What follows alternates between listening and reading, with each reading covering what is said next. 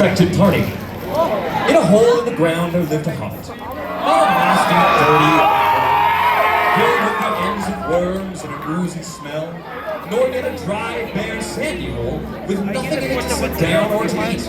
It was a hobbit hole, and that meant comfort. It had a perfectly round door like a pothole painted green, with a shiny yellow brass knob in the exact middle. The door opened onto a tube-shaped hall like a tunnel, a very comfortable tunnel without smoke, with paneled walls and floors tiled and carpeted, provided with polished chairs and lots of pegs for hats and coats. The hobbit was fond of visitors. The tunnel wound on, going fairly, but not quite, straight into the side of the hill. The hill, as all the people for many miles round called it, and many little round doors opened out of it, first on one side and then on another. Not going upstairs for the hobbits, bedrooms, bathrooms, cellars, pantries, lots of things, wardrobes. He had a whole room devoted to clothes. Kitchens, dining rooms, all were on the same floor, and indeed the same passage. The best rooms were all on the left-hand side, going in. For these were the only ones to have windows, deep-set round windows looking into his garden, and meadows beyond, sloping down to the river. The hobbit was very a well-to-do hobbit, and his name was Baggins. The Bagginses had lived in the neighborhood of the hill from time out of mind, and people considered them very respectable, not only because most of them were rich, but also because they had never had any adventures or did anything unexpected.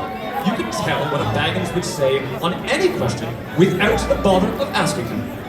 This is a story of how a Baggins had an adventure and found himself doing and saying things altogether unexpected. He may have lost the neighborhood's respect, but he gained, well, you will have to see what he gained. Anything in the end. The mother of our particular hobbit, what is a hobbit? I suppose hobbits need some description nowadays, since they have become rare and shy of the big people, as they call us, and you, indeed. They are, or were, a very little people, about half our height, and smaller than the bearded dwarves. Hobbits have no beards.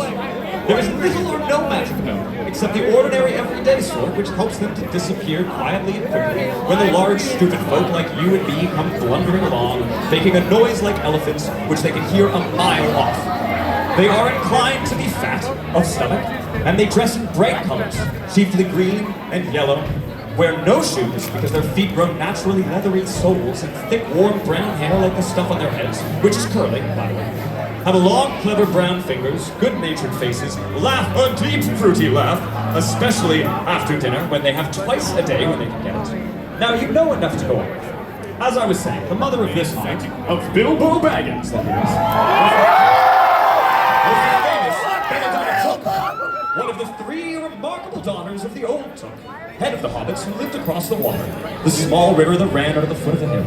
It was often said in other families that long ago, one of the Took ancestors must have taken a fairy wife. That was, of course, absurd, but certainly there was still something not entirely hobbit-like about them. And once in a while, members of the Took clan would go and have adventures. They discreetly disappeared, and the family hushed them. But the fact remained that the Tooks were not as respectable as the Bagginses, though they were undoubtedly richer. Not that Belladonna Took ever had any adventures after she became Mrs. Bungo Baggins. Bungo, that was Bilbo's father, built the most luxurious hobbit hole for her, and partly with her money. That was to be found either under the hill, or over the hill, or across the water. And there they remained to the end of their days.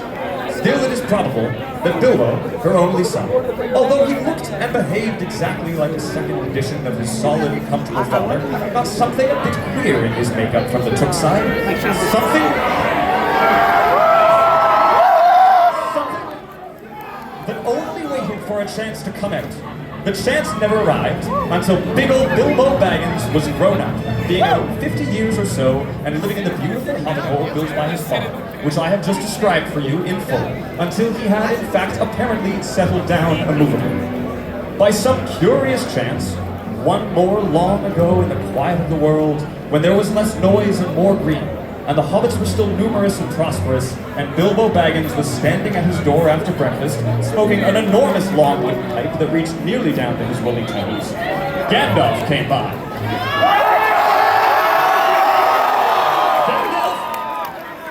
If you had heard only a quarter of what I have heard about him, and I have heard very little of all there is to hear, you would be prepared for any sort of remarkable tale.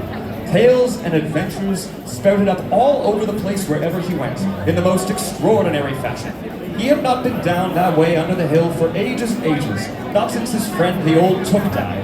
In fact, and the hobbits had almost forgotten what he looked like. He had never been away over the hill or across the water on business of his own, since there were all small hobbit boys and hobbit girls. All that the unsuspecting Bilbo saw that morning was an old man with a staff. He had a tall pointed blue hat, a long grey cloak, a silver scarf, over which his long white beard hung down below his waist, and immense black boots. "Good morning," said Bilbo, and he meant it. The sun was shining and the grass was green, but Gandalf looked at him from under long, bushy eyebrows that stuck out further than the brim of his shady hat. "What do you mean?" he said. "Do you wish me a good morning? Or mean that it is a good morning whether I want it or not? Or that you feel good this morning? Or is it that this is a morning to be good on?" "All of them at once, I suppose," said Bilbo. "And a very fine morning for a pipe of tobacco out of doors and into the bargain. If you have a pipe about you, sit down and have a fill of mine. There's no hurry.